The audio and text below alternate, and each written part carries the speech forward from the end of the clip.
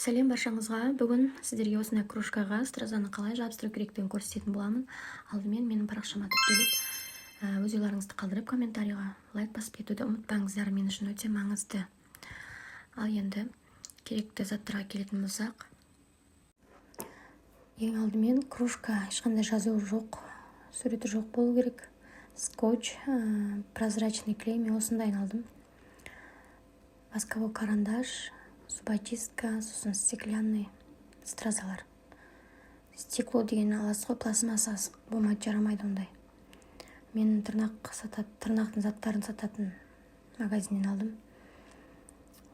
Олар жарай береді екен. По размерам сатады. Бір пачкаде 5-6 размер болады. Әрқайсысын бөлек-бөлек размермен салып аласыздар ыдыстарға.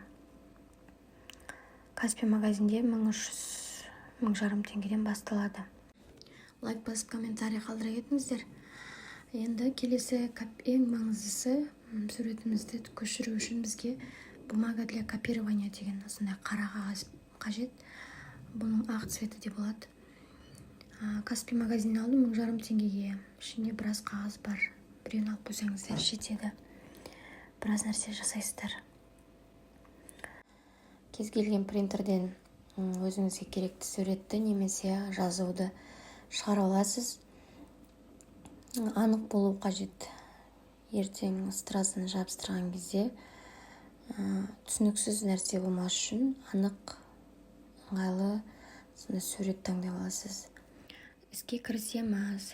Жылтырап тұрған бетін кружкаға жабыстырып аламыз. Суретімізді көшіру үшін қажет бұл бізге. Скотчты жақсылап жабыстырыңыздар. Қозғалып кетпеу қажет. Қозғалса сурет анық шықпай қалады. Жаңа қара қағаздың үстінен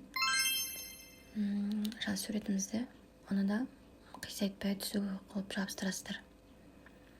Енді үстінен ручкамен қаттырақ басып көшіріп аламыз.